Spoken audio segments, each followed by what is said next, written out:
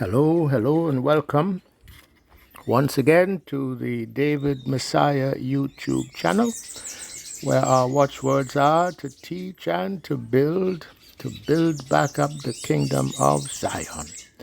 And my name is Sidney Thomas. I'm the founder and the moderator of this channel. And I'm also the author of this book, which is the basis of this channel, The Coming of David Messiah, whose subtitle is To the Confounding of False Doctrines. And that is the subject of the talk today. It is To the Confounding of False Doctrines, Religion. To the Confounding of False Doctrines, Religion. And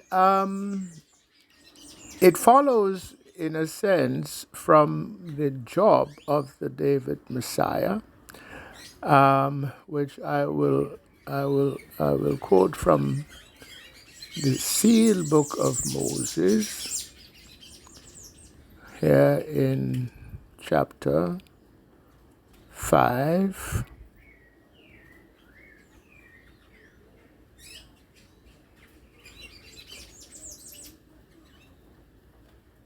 There we are. Seal Book of Moses, chapter 5, verses 24 to 25. I don't know if this will show up nicely on your screen, but here it is. There shall be among them a Moses like unto me, who shall bring forth the words of this book, the Seal Book of Moses, and of others which shall be jointly sealed to this, to complement the essence of the truth which hath been hidden in the midst of the scriptures of prophets of God, which formerly lived on this earth. And to this Moses, who shall read the words of this book, the Seal Book of Moses, he shall be given understanding of all things concerning knowledge hidden in these words, which were left unto me by God.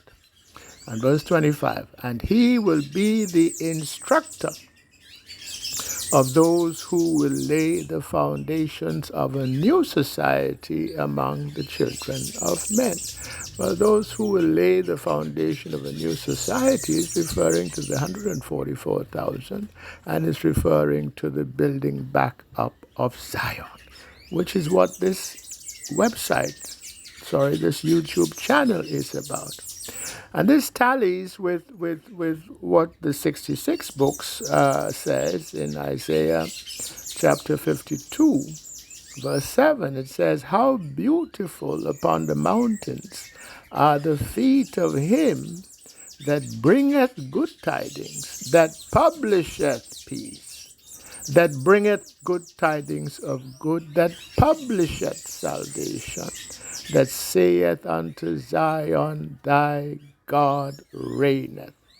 So there's a reference there to the work that the David Messiah is to perform, which among others is to publish peace, to publish salvation, with the emphasis on the word publish, such as in this book here called The Coming of David Messiah. So it tallies also with what one of the signs must be of the David Messiah, because Isaiah 52 and 53 are signs of the David Messiah, which indeed I have addressed in a previous upload.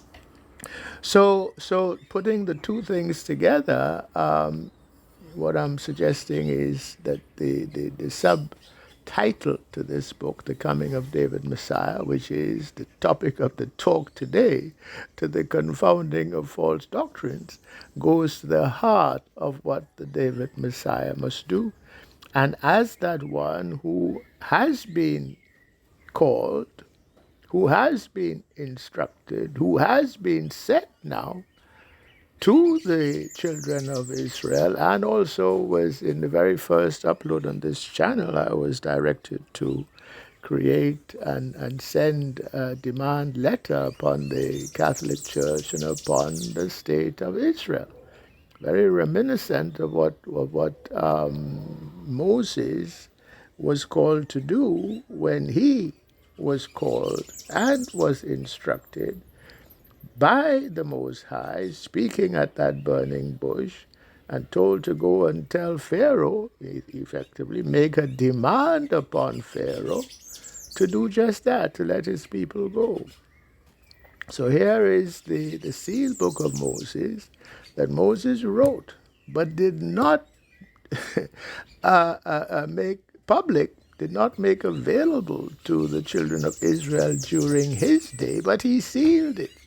And that book, the sealed book of Moses, was taken across the ocean by the one called Lehi, whose name was changed to Lehi from Shaphan, and he had been one of the scribes of the last king of Judah, Zedekiah, and he was able to make his way out under guidance by spirit to the Americas, and took with him, among others, the sealed book of Moses.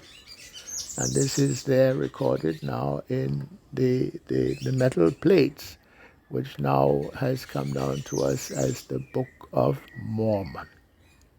So the Book of Mormon is there in a way, in a sense, to corroborate the other books, the 66 books with which we are familiar, including the prophecies that are there in particular in the book of Isaiah, but elsewhere as well, pertaining to that David Messiah who is none else but a last days Moses, as Moses himself has said.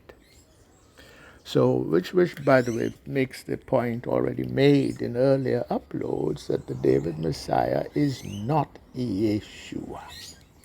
Indeed, Yeshua is more than the David Messiah, because it is to Yeshua that the task falls to raise up that David Messiah in the latter day. And that is there in the book of Revelation, chapter 2, verses 26 and 27. And it is there in the sealed book of Moses as well, where reference is made to the Lord, referring to Yeshua, ordering, quote unquote, a Moses in the last day. So if he is ordering a Moses, he cannot be himself be that Moses, that Messiah in the last day. So this is what the site is about ultimately, and this is what this particular talk is about. But where now I limit my attention to the confounding of false doctrines pertaining in particular to religion in general, because I make the point in this talk, which is given in a 2-hour audio lecture, I'll give the link to it in the description box, that all man-made religion is false. I say it again. All man-made religion is false. And we get a sense of that as to why there is even man-made religion. Because the Most High, and I go into this in some detail in the audio lecture, so I'm not going to repeat it here in the transmittal video. But the Most High made, what's the word? It's a holy covenant, it's called in Scripture, but I don't like to use that word holy for various reasons. Let's say a sanctified covenant, a set-apart covenant with the children of Yesharalo, Israel, and only Israel. He did not make that covenant with the Gentiles, and he did not make the covenant with those other peoples around about who were not Gentiles, but also who were not of that seed of Yesharalo. And it would have been it would have occasioned some disquiet, some, if you like, complaint on the part of those who were excluded. Why? Because there is a promise of salvation made, but not guaranteed, to the children of Israel. And it clearly is not made to anybody else. That is just the fact of the matter. And I quote here now from the book of 2nd Ezra, chapter 9, because Ezra also was troubled about this matter, because it seemed to him, well, wait a minute, what about all these other people?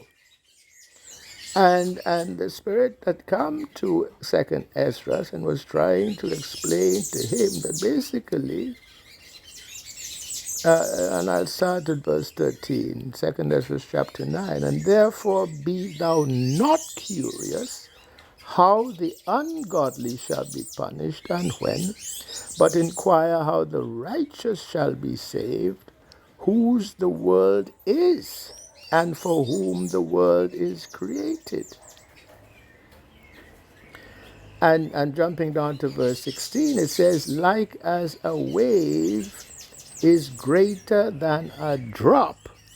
That is the kind of proportion that we're looking at in terms of the number of people on the earth as compared with the number who shall be saved. So it is those staggering proportions that certainly disquieted Esdras, and also would have disquieted all those who were not incorporated under the promises and tenets of the sanctified covenant.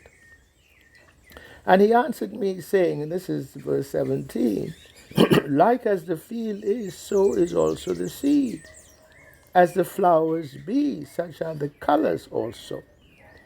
Such as the workman is, such also is the work. In other words, the proportion of the totality versus those who are saved out of that totality. And then jumping down to verse 21, and I saw and spared it greatly, and have kept me a grape of the cluster and a plant of a great people. So again, the proportion is as of a grape to a cluster. And then verse 22, let the multitude perish then, which was born in vain, and let my grape be kept, and my plant, for with great labor have I made it perfect. So Ezra is being sort of comforted in a sense that the Most High knows what he is doing. But in the meantime, all those who are not of this line of Yesharelo have always wanted to be part of that election. And this is what has prompted them to construct, to fabricate the various varieties of man-made and therefore false religion. And there are three that I consider in the talk. First is Christianity. The second is Judaism as an ism, as opposed to as the sanctified covenant. And the third is Islam. And there are others as well, but I focus in this talk on just those three. And and all of them advance what could be called replacement theology. Not only that they be included, but even to the exclusion of the children of Israel. Islam preaches a very extreme form of replacement theology, because in their eyes, since we sinned before the Lord, and invited the Most High's, punishment, cast down into servitude and etc., they refer to us as unbelievers and infidels and kafirs and so forth. And now they think that Ishmael is by some sort of substitution, since we failed. Now they are the ones, and they inherit that which otherwise was given to us. It's a form of replacement theology.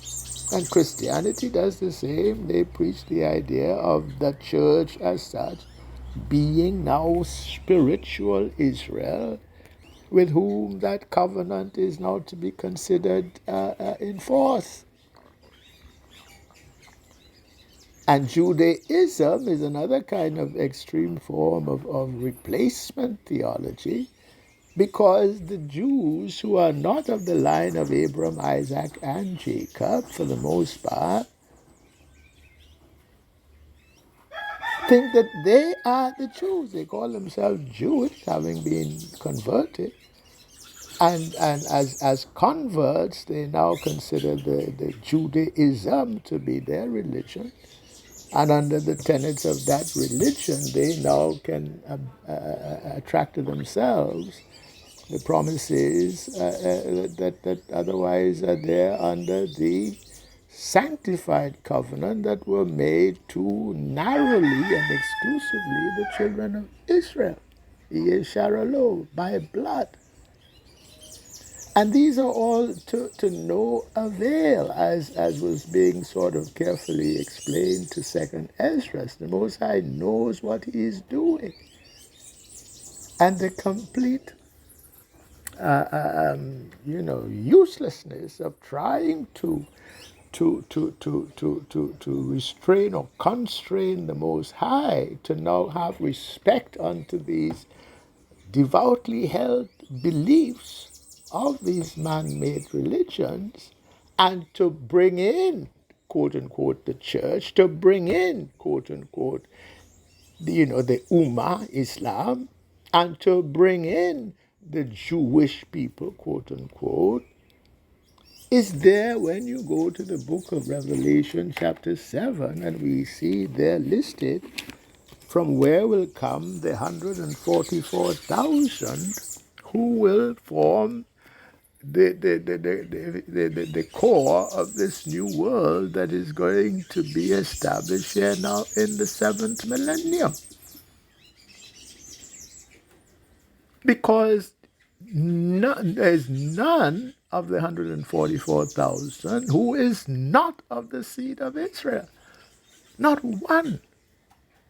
Now, it is not saying that strangers cannot come in, and I go into that sort of aspect angle in the talk, with some precision. Let us put it that way. So I'm not saying that there will only be Israelites in the kingdom. No, not at all. That is not what I'm saying. But I'm saying and echoing what is here in the book of Second Ezra. The Most High knows what He's doing, and He's made this world for a certain few. And by the way, even among the 144,000, when you go down the list, you will see that the tribe of Dan is not included. And the reasons why. And also Ephraim as such is not included, although Joseph is there. So it is a very kind of critical question to address in the context of the coming of the David Messiah, and in the context of these end times, and in the context of confounding of false doctrines, to look at the question of religion per se, because religion per se is not the creature of the Most High. The Most High did not give to the children of Israel a religion. The Most High gave to the children of Israel a covenant, a contract. And like any legal contract, parties thereto establish their bona fides, so to say. In other words, that they can fulfill the terms of the contract. There's nothing preventing them from doing so, except perhaps will. And then if they adhere to the terms of the contract, here are the benefits that then accrue. And if they do not adhere to the terms of contract, here are the judgments or consequences or punishments or penalties that then accrue. It is as simple as that. So the question of a creed, which is how the man-made religions proceed, they proceed from a question and from a statement of prior belief, prior creed. No, this is not what was given to the children of Israel. And one was a party to the contract if and only if one was of the literal bloodline seed of Israel and or found a way under the terms of the covenant to in effect, accede to that covenant as provision was made for strangers to do. So there are ways that strangers may do so, but they cannot come in on the basis that they completely replace the children of Israel. And the condition is, let me just let it right out, the condition is that they must sojourn with the children of Israel, have children among the children of Israel, and then on top of that, they must want to be party to that covenant, in which case they so signify by undergoing the ritual of circumcision. And then they can go and join and partake of the Passover and the other feasts. This is how the strangers may come in under the covenant. But they cannot come in under the covenant on the basis that it is somehow that Old Testament, so-called, as the Christians understand it, has been done away with, and there is now a new covenant under which now you must simply believe. No.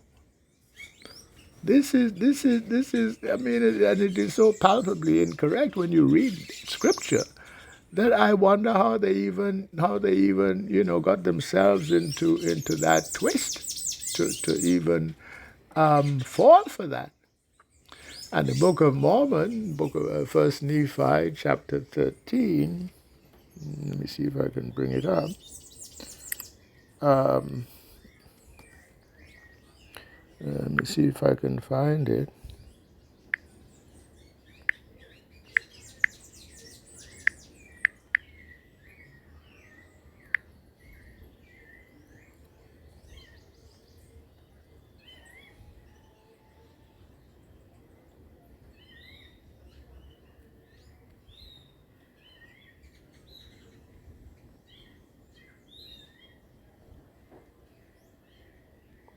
I'm looking for the.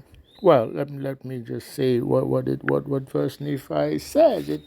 First Nephi says that this religion is essentially the abominable church, and that the founder of it is the devil.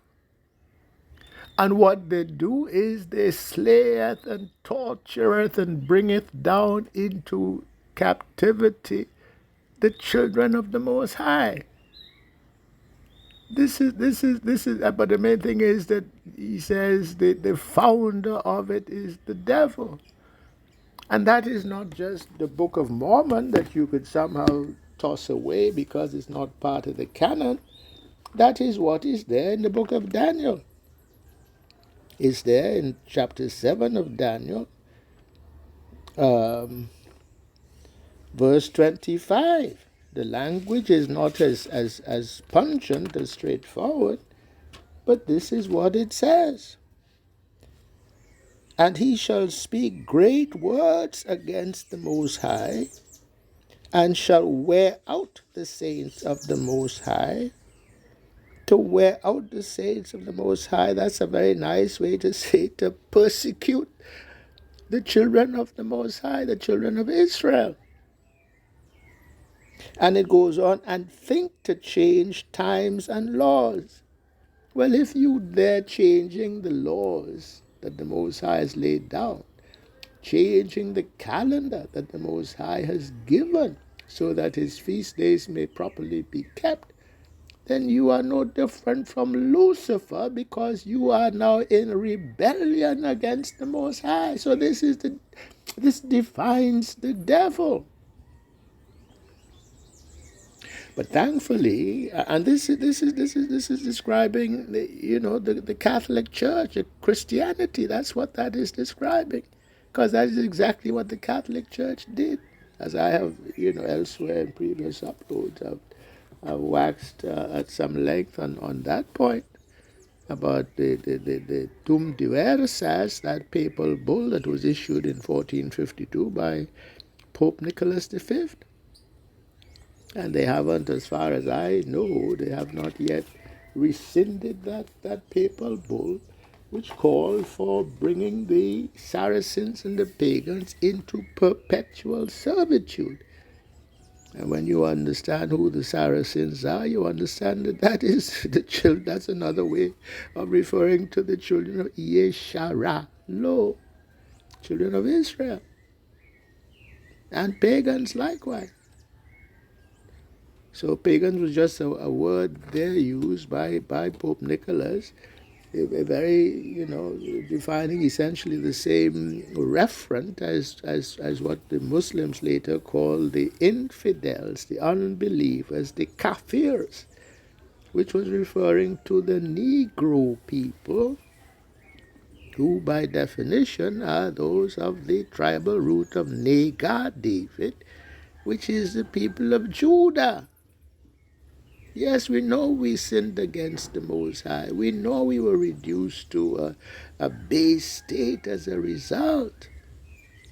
And so the Catholic Church call us pagans, doing, the whatever juju and voodoo and so forth that we were doing, whether corruption or retention, take your pick of what the ancient Negro prophets were doing in the schools of the prophets. Elijah and Elisha and these people were doing real juju long before that which now was ascribed to a kind of paganism practiced by the Negro people wherever we went. So this is who we were. This is the description of the Book of Mormon, that the founder of that Christianity is the devil, is there corroborated there in the book of Daniel. There's no other way. You can't wipe that away. You can't sugarcoat it. And then they make a meal, a mash of Yeshua by calling him Jesus Christ, when he's not and never was the Messiah of promise and prophecy. And if he was the Messiah, or supposed to be the Messiah, then he was a failed Messiah, because he did not restore the throne of David. And there was nothing in Scripture that said he would come first and then fail and then come a second time and succeed. No, that was never his function nor purpose. Anyway, I go into some of these things, and sorry for me getting a little bit passionate about it, because I do feel passionate about it, and I hope you take it in the spirit that it is intended, because these false religions have, in effect, they are of no effect whatsoever so far as the sanctified covenant is concerned, and so far as it affects the obligations of the bloodline children of Israel and those that sojourn with them, that accede to that covenant by choice. The false religions in no way disturbs that covenant. If you are of the blood of Israel, then it is binding upon you. And your belief or otherwise has no bearing whatsoever on whether you're going to obtain the benefits of that contract, or whether you're going to get the brickbats, the punishments, the judgments of that contract. And especially you are assured of getting the judgments under that contract if you love a lie and join in with the nonsense of these false religions, man-made religions that have enticed most of us, I will not say all of us, in these latter days, because most of us are either Christian, and then those of us who see through the lies of Christianity, a lot of us jump into from the frying pan of Christianity into the fire of Islam, and take a long time to see then the lies of Islam. But it is a simple matter ultimately. You cannot escape a contract that is binding upon you as a matter of your bloodline, because it is precisely worded so that the issue is never at all what you believe. The issue is that you do as is required under that covenant, in which case you may find salvation, which is life eternal with the Most High, or you decline from doing, in which case you join the large body of men who are not going to make it into that kingdom, into life eternal with the Father. Those are the only choices you have. You can profess to be an atheist, you could profess to be a Muslim, you could profess to be a Christian, but if you're not keeping the feast days, okay, which is just a start, if you're not living according to Torah, if you're not living according to the tree of life as distinct from the tree of knowledge, which I tried to address in one or two previous uploads, then you are not going to make it. So and the picture is drawn very sort of succinctly when you consider that the children of Israel were like unto a heirloom seed that was to be set apart and not to mix and not to become polluted by other lines. Why? Because there was a line that was in effect given over to becoming polluted. That line was the Isles of the Gentiles that came out of Japhet. Japhet himself was not wicked, but one of his sons, Magog, is actually the son of a fallen angel. And having mixed in with all the other sons and daughters, so to say, of Japhet, they then became the Isles of the Gentiles, the lands that they occupied, and those people. And the word Gentile, literally in its original Hebrew meaning, is son of the wicked. That's what it means.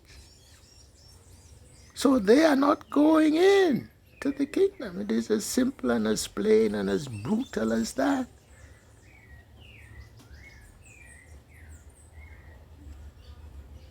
And the Gentiles, because the name Japhet means, he who would expand and grow. So the Gentiles have grown in effect to embrace and include essentially all of the other bloodlines on the planet to greater or lesser degree, including some who are Israelite of seed. And which explains why the tribe of Dan is not there amongst the 144,000. Because they kind of became absorbed amongst the Gentiles, and perhaps to an extent where they cannot now come out of it. Okay, so on one side, an heirloom seed that is to stay reasonably pure, and the other side, the polluted seed of the Gentiles, which are allowed in a sense to grow and absorb all the other bloodlines. That is what has gone on. And that explains why it's like a grape remaining of a cluster, because the whole rest of the cluster has gone bad. And there's only a grape left for the Most High to pluck for himself. So we must remain and try to stay pure. And certainly we must try to keep to the tenets of the sanctified covenant with which we are bound under the terms of that covenant. And it is not per se religion. And stay away from religion, because they're all man-made. All these man-made religions are essentially false and will lead one to perdition. So this is what this is about. I will conclude by now saying that the David Messiah, as he is to instruct, as that last day is Moses, he must publish as part of that mission, ministry, if you like, of instructing. And this is so in the way that he does this instructing actually would be signs of the David Messiah. So if you come and you say you are the David Messiah, well, show us what instruction you are bringing. So here I have brought the true name of the Most High, as indeed Moses was tasked to do, to tell the children of Israel what was the name of this God of their fathers. And that name sort of certainly got corrupted, and now Most High used me to bring it back. Proper vocalization and how the meaning of it, how that word comes to mean life, and life eternal, because this is the essence now of being a God, is to attain unto life eternal. This is the essence of what this schoolhouse project is. So that's one. Number two, he allowed me to bring a revealed science of numerology, which is like gematria, except gematria is tied into to the Hebrew alphabet, where the numerology that I've been given is specific to the Roman English sort of alphabet. So, and with those changes, we can explain things like the 666 of the beast and the 666 of the David Messiah, and many other things, including, for example, even the words like spirit is number 10. The body is number 11. The soul is number 12 in terms of numerological reduction. And the mind is number 13. And it is no accident, because you can explain the functions relative to each other of spirit, body, soul, and mind in terms of that numerological reduction. So it's a kind of a proof. And I gave other sort of proofs also in terms of, I think I mentioned before the U.S. presidents, the champion boxers, the West Indies cricket team, the World War II generals, and so forth, to show the essential truth of that numerological scheme that was revealed to me. And three, he gave me the revised Enochian calendar, and it needed to be revised, because changes were made to it, and it was in part because changes were made to it, but were not known, that the old Enochian calendar basically went out of use. But we can bring it back. He's given me that information, and I have had to publish that in a book, as the book of numerology. And there are other kinds of issues in terms of confounding of false doctrines in general. And then in terms of science per se, there is Revelation chapter 12 of the woman clothed in the sun and the moon at her feet and 12 stars about her head. That conjunction was there on September 23rd, 2017. And it is so rare that it is almost a perfect sign in terms of the logic of science for that David Messiah. It is not so perfect you could say, well, all right, something happened to that person on September 23rd, 2017, and therefore he is the Messiah. No, you need to tie it in with other signs or markers. It's exactly like DNA, using DNA science and DNA markers to sort of identify a target sample, blood sample, as coming from the reference sample to a high sort of probability. Otherwise, it's it is a sort of a high odds kind of coincidence, and so this is what provides the statistical basis for DNA, using DNA science to identify target samples or perpetrators, if you prefer. Okay, it's the same with signs. Signs are cumulative in nature. And when, for example, in DNA analysis, you have 10 markers all agreeing with the reference sample, and each one has a 1 in 10 chance of and by itself, well, 1 in 10 raised to the power 10 is essentially a 1 in 10 billion chance that these markers all match purely by coincidence or by chance. And that being unbelievable, you opt for the other hypothesis that it is a match. That's the logic of DNA science. Well, it is the same logic that applies to signs. When there are enough signs, each one is not conclusive, but cumulatively it becomes impossible, not impossible, but it becomes so unlikely that they are all there by coincidence that you have to opt that, yes, this is the fellow. All right, so that September 23rd, 2017 sign, however, is perhaps the most powerful one in and of itself, simply because that particular conjunction of the stars happens so rarely. That if indeed there was September 23rd, the first day of the autumn quarter, which was that day of trumpets, first day of the 7th month under the Enochian calendar as revised, and there was that Baptist lady coming ringing her bell, which is a functional equivalent of blowing that trumpet, and then circling me 3 times and saying, Isaiah, Isaiah, Isaiah. And then Isaiah comes to me later, 2 months or so later, and lets me to know that I was that suffering servant. It's just now too much. It took me a while even to accept this myself.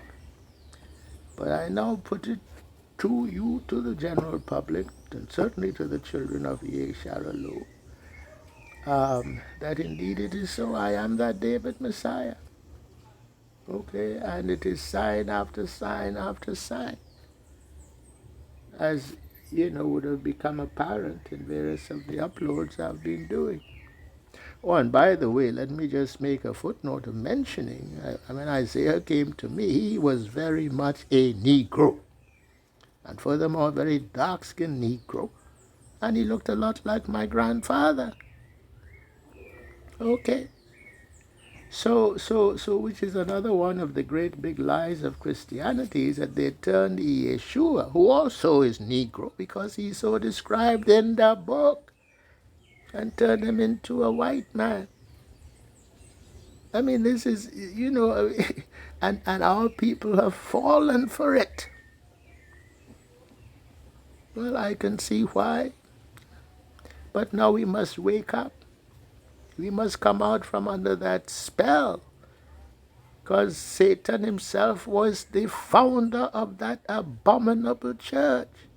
And I'm not saying that because I hate Christians, because I still have Christians in my family. I went to a Catholic school. I don't have any complaints against those presentation brothers. Okay, and I'm sure because, I can say more, but I will stop there, and I commend to you that audio lecture. It has been a pleasure to make it. I kind of gotten carried away at times, and maybe that is a good thing, or maybe it is a bad thing. I don't know. But I enjoyed doing it, and I hope that you enjoy receiving it as well. So, with that, I say all praises, all glory, all thanks, all exaltation be unto the Most High, and to all those still listening, Shalom.